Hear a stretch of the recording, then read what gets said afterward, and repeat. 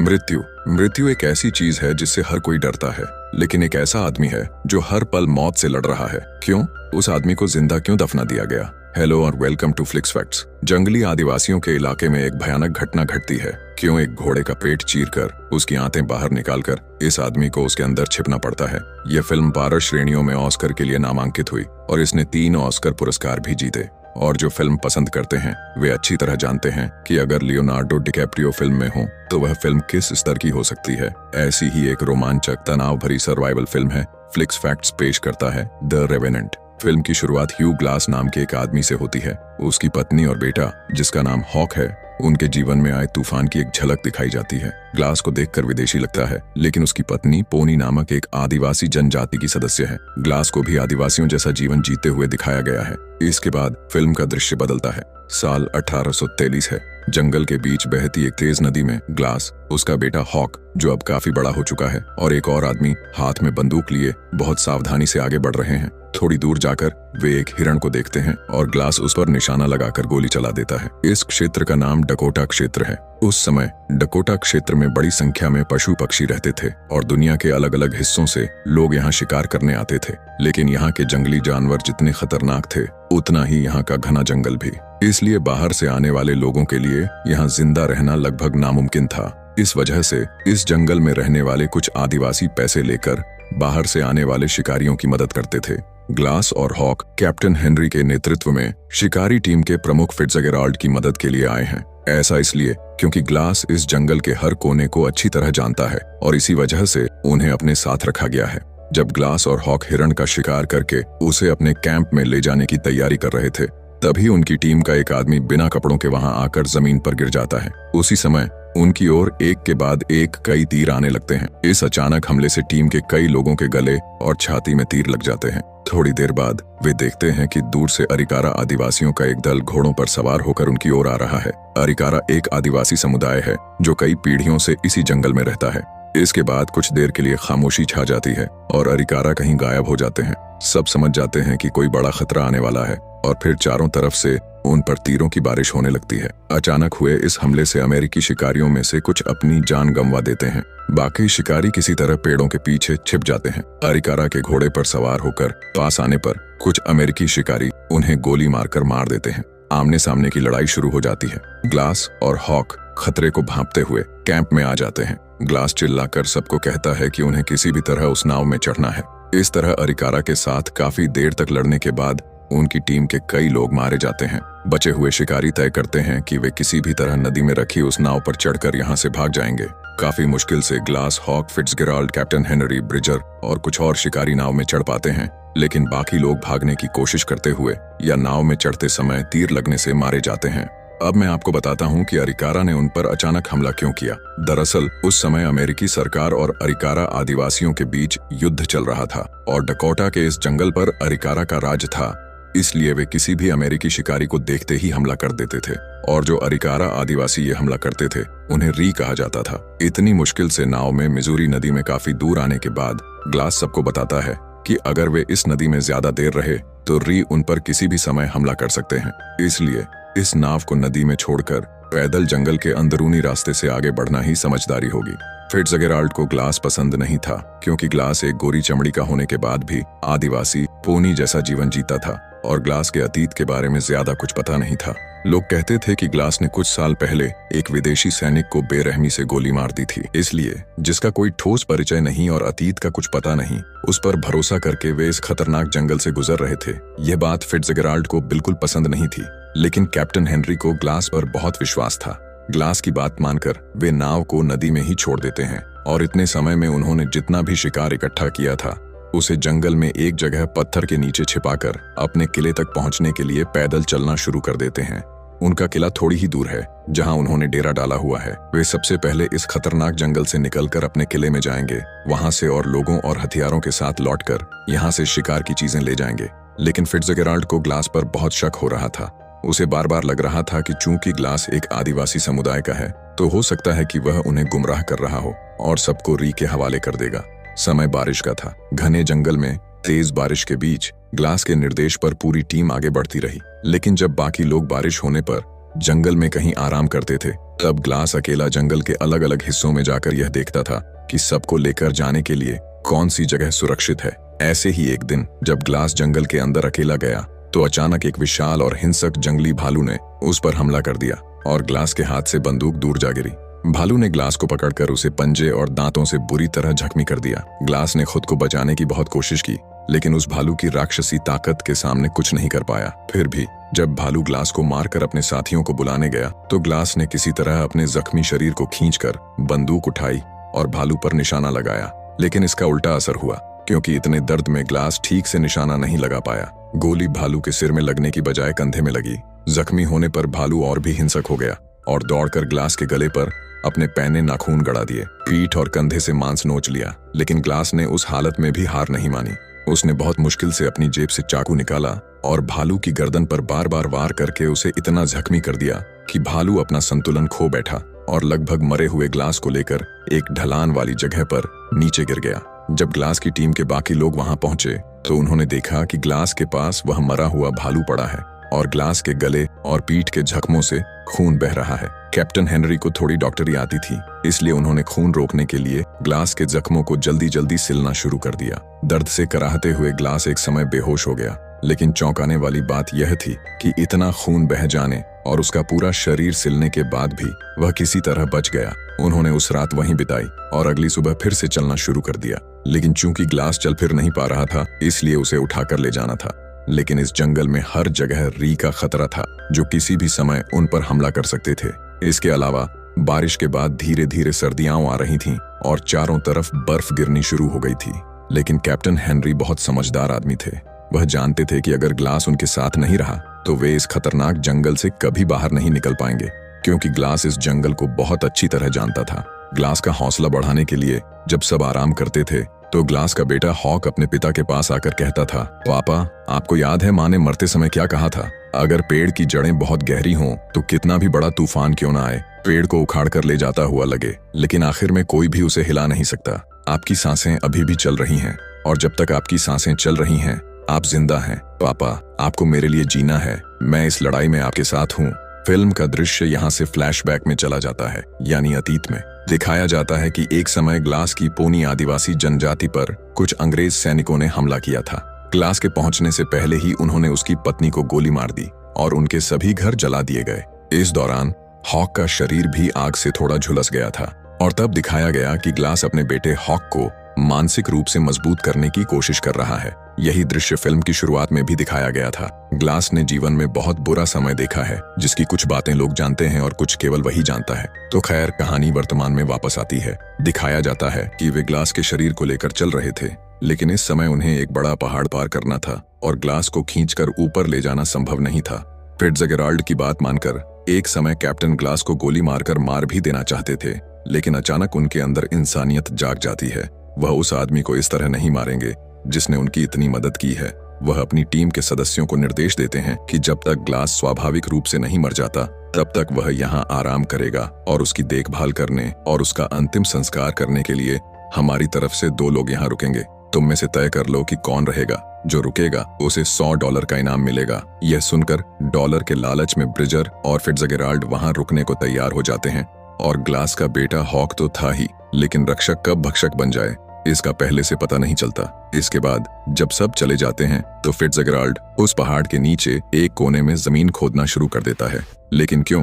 क्या वह ग्लास के जिंदा रहते ही उसे दफनाने की तैयारी कर रहा है? यहाँ एक सवाल उठता है कि इतने सारे लोगों के होते हुए फिट्जगेराल्ड को ग्लास पर इतना गुस्सा क्यों था? वह उसे क्यों पसंद नहीं करता था? दरअसल यह कई साल पहले की घटना है। एक बार शिकार करते समय फिट्जगेराल्ड को भी इसी तरह री के हमले का सामना करना पड़ा था। उस बार री ने फिट्जगेराल्ड को अगवा कर लिया और उस पर अत्याचार किए। अत्याचार इतना ज्यादा था कि उन्होंने एक तेज चाकू से फिट्जगेराल्ड के सिर की एक तरफ की खाल उधेड़ दी थी। फिट्जगेराल्ड किसी तरह उस स्थिति से बचकर लौटा, लेकिन उस घाव का निशान उसके सिर और मन में आज भी ताजा है। और उस घटना के बाद से ही फिट्जगेराल्ड के मन में आदिवासियों के लिए एक नफरत पैदा हो गई थी। और चूंकि ग्लास भी एक आदिवासी समुदाय का था, इसीलिए वह उसे शुरू से ही बर्दाश्त नहीं कर पाता था। तो खैर, दिखाया जाता है कि एक दिन जब ब्रिजर और हॉक पीने के पानी और खाने की तलाश में जाते हैं तो फिट्जगेराल्ड ग्लास से ठंडी आवाज में कहता है, ग्लास, तुम अभी भी अपनी सांसें क्यों नहीं छोड़ रहे?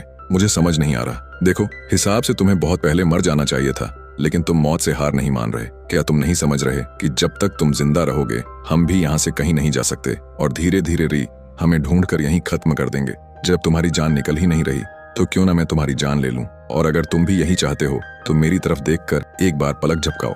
चलने फिरने के अलावा गले में गहरे जख्म होने की वजह से ग्लास ने बोलने की क्षमता भी खो दी थी। फिर भी उसने बहुत देर तक आंखें खुली रखने की कोशिश की, लेकिन कोई इंसान बिना पलक झपकाए कब तक रह सकता है। इसलिए एक समय ग्लास को पलक झपकानी ही पड़ी और फिट्जगेराल्ड ने तुरंत उसके मुंह में कपड़ा ठूंसकर उसकी सांस रोक दी। तभी वहां हॉक आ जाता है और फिट्जगेराल्ड को ग्लास से दूर हटाकर चिल्लाने लगता है, तुम ये क्या कर रहे थे? मैं ये बात सबको बताऊंगा। अगर कैप्टन को यह पता चला तो तुम्हें फांसी हो जाएगी। फिट्जगेराल्ड पहले हॉक को चुप रहने को कहता है, लेकिन हॉक नहीं रुकता। इसलिए वह ग्लास के सामने ही हॉक के पेट में बेरहमी से कई बार चाकू मारता है और बेबस ग्लास के सामने उसके बेटे हॉक की हत्या कर देता है।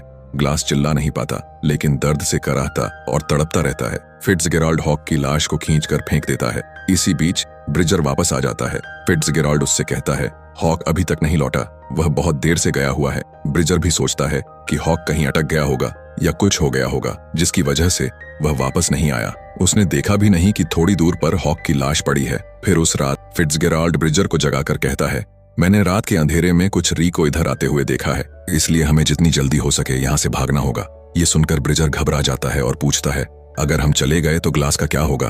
तब फिट्जगेराल्ड अजीब तरीके से उस बीमार ग्लास को जमीन पर पटक कर खींचता है और उस गड्ढे में फेंक देता है जो उसने खोदा था। वह उस पर थोड़ी मिट्टी डालकर कहता है, जो मर नहीं रहा उसे जिंदा ही दफनाना होगा, और अगर तुम अपनी जान बचाना चाहते हो तो मेरे साथ चलो, नहीं तो तुम भी मरोगे।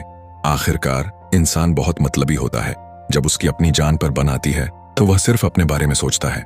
ब्रिजर भी कोई एतराज नहीं करता। ब्रिजर और फिट्जगेराल्ड ग्लास को जिंदा दफनाकर वहां से भाग जाते हैं। ग्लास, जो कुछ देर पहले तक हिलडुल भी नहीं पा रहा था, अब केवल अपनी इच्छा शक्ति और जीने की ललक की वजह से मिट्टी से दबे होने के बावजूद उस कब्र से अपने शरीर को बहुत मुश्किल से बाहर निकालता है और सिर उठाते ही उसे थोड़ी दूर पर हॉक का मृत शरीर पड़ा हुआ दिखाई देता है। ग्लास अब खुद को घसीटकर हॉक के पास जाता है और यह देखने की कोशिश करता है कि कहीं उसके बेटे में अभी भी जान तो नहीं है। आखिरकार यह एक बाप का दिल था जो जानता था कि उसका बेटा नहीं है, फिर भी वह उसकी जान की उम्मीद में वहां जाता है।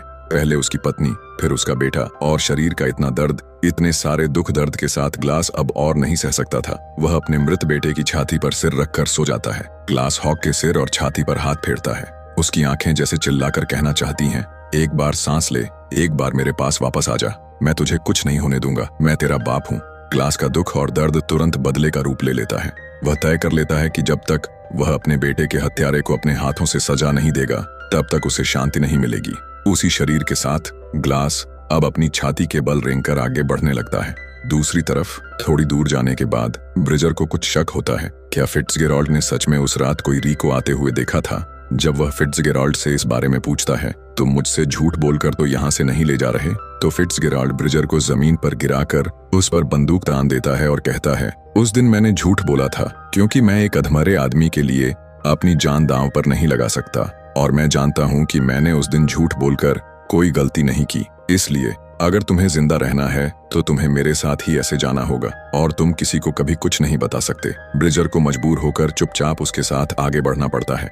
इधर दिखाया जाता है कि री का वह दल जिसने इन अमेरिकी शिकारियों से जो कुछ भी छीना था उसे लेकर जंगल में आए फ्रांसीसी शिकारियों को ये चीजें बेच देते हैं और थोड़ा डरा धमकाकर उनसे 5 घोड़े और एक बंदूक ले लेते हैं। और सच में एक समय नदी के किनारे उस नाव का पीछा करते हुए री उस पहाड़ के पास पहुंच जाते हैं जहां फिट्जगेराल्ड लोग ग्लास के साथ थे। दरअसल री जनजाति के सरदार की बेटी, जिसका नाम पोवाका था, कुछ दिनों से लापता थी। उसे कौन ले गया और कहां ले गया उन्हें कुछ पता नहीं था, और उन्हें लग रहा था कि जो अमेरिकी शिकारी डकोटा के जंगल में शिकार करने आए हैं शायद उन्होंने ही री के सरदार की बेटी को अगवा कर रखा है, और यही वह वजह थी जिसकी वजह से री ने कैप्टन हेनरी की टीम पर हमला किया था। तो खैर, वर्तमान में री वहां आकर हॉक की लाश के अलावा और कुछ नहीं देखते। दिखाया जाता है कि ग्लास उस तरह छाती के बल रेंगकर चलने से उसके शरीर के जख्मों से फिर से खून बहने लगता है। उसके गले का जख्म इतना गहरा था कि पानी पीने पर भी मुंह से खून आ जाता था। इसलिए ग्लास जंगल में बिखरे हुए कुछ पत्ते और घास इकट्ठा करता है और उन्हें आग में जलाकर अपने पास पहले से मौजूद थोड़ा बारूद अपने गले के जख्म पर लगा देता है और फिर उस जलती हुई घास से अपने गले के जख्म को खुद ही जला देता है। वह ऐसा इसलिए करता है क्योंकि वह जानता था कि अगर इंसान के शरीर का कोई हिस्सा जल जाए तो उस जगह से खून बहना बंद हो जाता है, और अगर वह ऐसा नहीं करता तो खून बहते बहते एक समय वह मर ही जाता। इसके अलावा इतनी ज्यादा ठंड में आग से जलने वाला जख्म वैसे भी जल्दी ठीक हो जाता है। अब भले ही ग्लास थोड़ा बहुत खड़ा हो सकता था, लेकिन वह सहारे के बिना चल नहीं सकता था। ऊपर से ग्लास के पास कोई खाना नहीं था। भूख के मारे वह सामने घास पत्ते, छोटे पक्षी, जानवरों का सड़ा हुआ मांस, जो कुछ भी मिलता वही खाने लगता। इसी बीच एक दिन जब ग्लास नदी के किनारे आराम कर रहा था, उसी समय वहां कुछ री आ जाते हैं, लेकिन सही समय पर देख लेने की वजह से री के हमला करने से पहले ही ग्लास नदी में कूद जाता है और री के हाथ से काफी दूर निकल जाता है और री उसका कुछ नहीं कर पाते। लेकिन जान बचाने के लिए, चूंकि वह तेज बहती नदी में कूदा था, इसलिए ग्लास बहते हुए काफी दूर जाकर एक जगह पर निकलता है। नदी के उस बर्फीले ठंडे पानी में बहुत देर तक रहने के बाद ग्लास का पूरा शरीर जैसे जम गया था। बहुत मुश्किल से थोड़ी आग जलाकर वह अपने शरीर को गर्म करता है। भूख की वजह से उसी बीमार शरीर में ग्लास नदी से एक मछली पकड़कर उसे कच्चा ही काट काट कर खा लेता है। जब वह नदी के किनारे लेटा हुआ थोड़ा आराम कर रहा था, तभी अचानक थोड़ी दूर पर उसे आग जलती हुई दिखाई देती है। वह रेंग कर उस तरफ जाता है तो इस आदमी को देखता है। यह आदमी एक जंगली सांड को मारकर उसका मांस खा रहा था। ग्लास को देखकर वह आदमी उसे मारने आता है तो ग्लास हाथ जोड़कर थोड़ा खाना मांगता है। वह आदमी वह मांस ग्लास की ओर फेंक देता है। उस रात वह ग्लास को अपने पास रहने देता है। अगली सुबह ग्लास के शरीर के जख्मों को देखकर वह उसकी इस हालत की वजह पूछता है। ग्लास किसी तरह टूटी फूटी आवाज में सारी बात बताता है। वह आदमी बताता है कि उसका नाम हिकुक है और वह भी पोनी आदिवासी समुदाय का ही एक सदस्य है। उसके परिवार को भी अमेरिका की एक आदिवासी टीम ने मार डाला था। हिकुक ग्लास के जख्मों को देखकर कहता है कि अगर ये जख्म ऐसे ही रहे तो इलाज के अभाव में तुम ज्यादा दिन नहीं बच पाओगे, तुम्हारे शरीर में सड़न हो जाएगी। इसलिए वह ग्लास को उस बर्फीले तूफान में अकेला नहीं छोड़कर अपने साथ घोड़े पर बिठाकर दूसरी जगह ले जाता है। फिर कुछ पत्तों और घास को आग में जलाकर जो राख बनती है उसे जख्मों पर लगाता है और पेड़ की डाल काटकर इस तरह एक छोटा घर बनाकर उसे गर्म चीजों से ढक देता है। तब तक दर्द से ग्लास को बुखार आ चुका था और वह बेहोश हो चुका था। लेकिन जब ग्लास को होश आता है तो वह देखता है कि हिकुक कहीं आसपास नहीं है।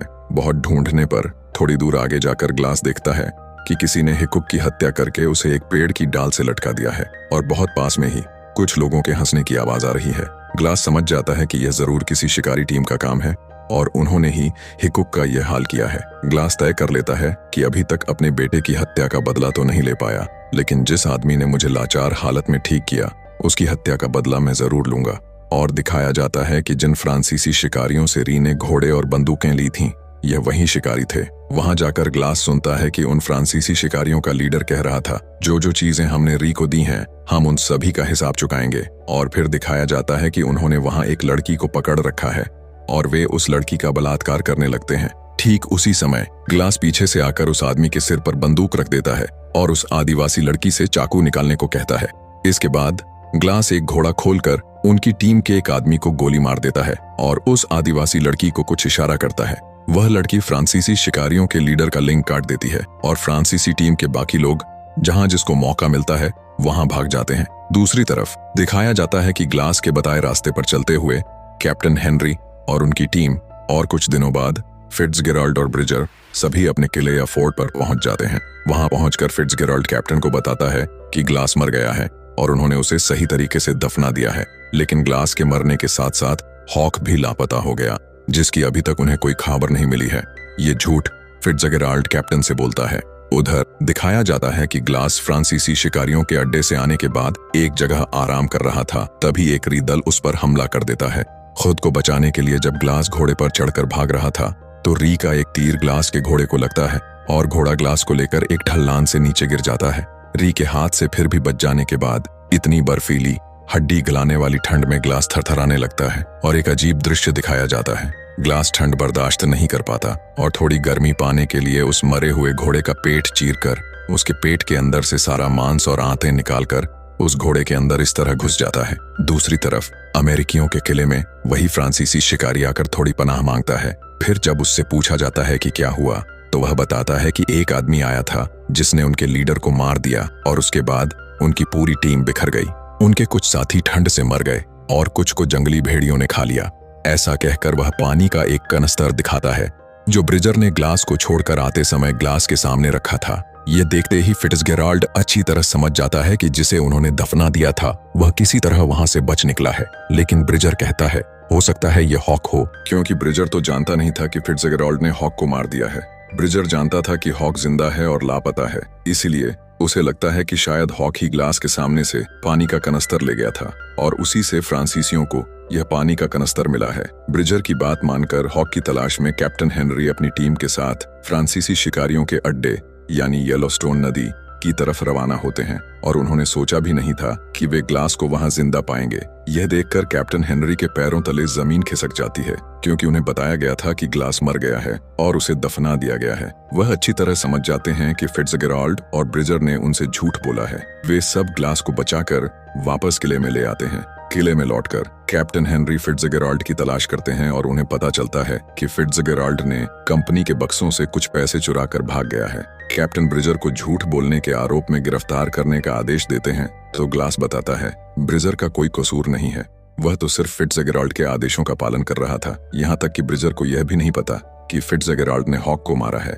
इसके बाद कैप्टन हेनरी ग्लास को लेकर फिट्जगेराल्ड को ढूंढने जाते हैं। वे अंदाजा लगाते हैं कि फिट्जगेराल्ड किस तरफ गया होगा और थोड़ी दूर आने पर उन्हें बर्फ पर घोड़े के खुरों के निशान दिखाई देते हैं। ग्लास कहता है ये जरूर फिट्जगेराल्ड के घोड़े के निशान होंगे, क्योंकि इस तरफ कोई ज्यादा नहीं आता।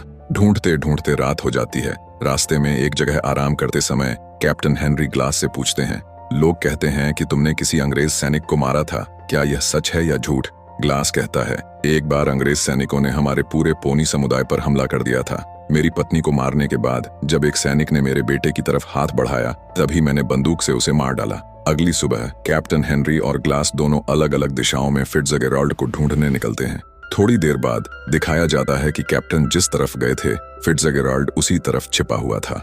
वह छिपकर बाहर आता है और कैप्टन की ओर बंदूक तान कर कहता है क्या कैप्टन, इतनी ठंड में बर्फ से ढके पहाड़ पर क्या कर रहे हैं? रास्ता भटक गए क्या? कैप्टन हेनरी जल्दी से अपनी जैकेट की जेब से बंदूक निकालकर उस पर गोली चला देते हैं। गोली की आवाज से चारों ओर गूंज जाती है। ग्लास के कानों में वह आवाज पड़ती है तो वह घोड़े पर चढ़कर जहां से गोली की आवाज आई थी उस तरफ दौड़ने लगता है। लेकिन जब तक ग्लास वहां पहुंचता है वह देखता है कि कैप्टन हेनरी की लाश वहां पड़ी है और उसकी खोपड़ी से किसी ने खाल उधेड़ दी है और वह गोली कैप्टन ने नहीं बल्कि फिट्जगेराल्ड ने चलाई थी। और कैप्टन हेनरी के मरने के बाद जिस तरह री ने फिट्जगेराल्ड की खोपड़ी से खाल उधेड़ी थी उसी तरह फिट्जगेराल्ड कैप्टन से इतना नाराज था कि उसने कैप्टन के साथ भी वही किया। ग्लास कैप्टन हेनरी को अपने घोड़े पर लाद कर इस तरह चलने लगता है। दिखाया जाता है कि एक ऊंची जगह से फिट्जगेराल्ड ग्लास पर निशाना लगाकर गोली चला देता है और उस गोली को खाकर घोड़े पर बैठे ग्लास को नीचे गिरता देखकर फिट्जगेराल्ड नीचे उतरता है। लेकिन घोड़े पर जो गिरा था उसकी पहचान छिपाने के लिए जब फिट्जगेराल्ड कपड़ा हटाता है तो वह देखता है कि यह तो एक पेड़ की सीधी डाल है जिसे शरीर के साथ बांधा गया था। और जब वह मुंह से कपड़ा हटाता है तो देखता है कि यह असल में ग्लास नहीं बल्कि हेनरी की लाश है।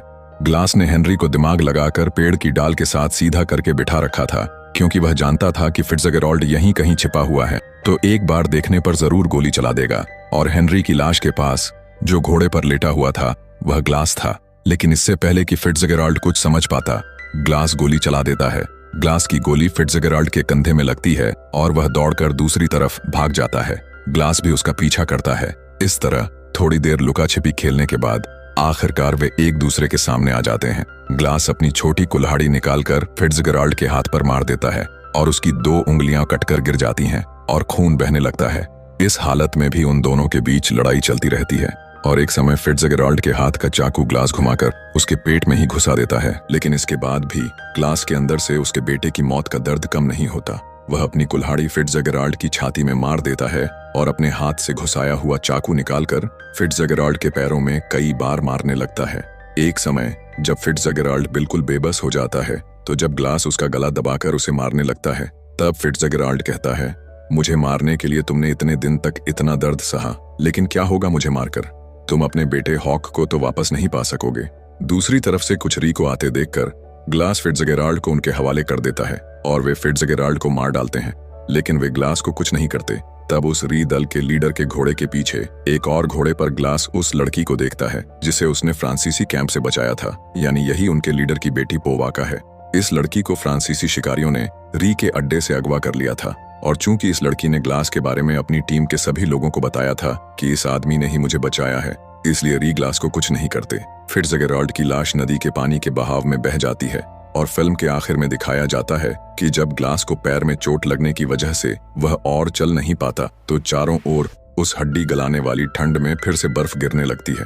दर्द से कराहता हुआ ग्लास एक जगह बैठ जाता है और अपनी कल्पना में अपनी मरी हुई पत्नी को अपनी आंखों के सामने देखता है। उसकी पत्नी जैसे उसे रास्ता दिखाने के लिए आई है और फिल्म यहीं खत्म हो जाती है। असल में रेवेनेंट का मतलब होता है एक ऐसा इंसान जो मौत के दरवाजे से लौटकर आया हो, और इस मामले में ग्लास ने एक बार नहीं बल्कि बार बार इस नामुमकिन को मुमकिन कर दिखाया है। तो यह थी लियोनार्डो डिकैप्रियो अभिनीत द रेवेनेंट। आपको कैसी लगी ये जरूर कमेंट में लिखकर बताइएगा, और अगर वीडियो अच्छा लगा हो तो बस एक लाइक करके दोस्तों के साथ शेयर कर दीजिएगा।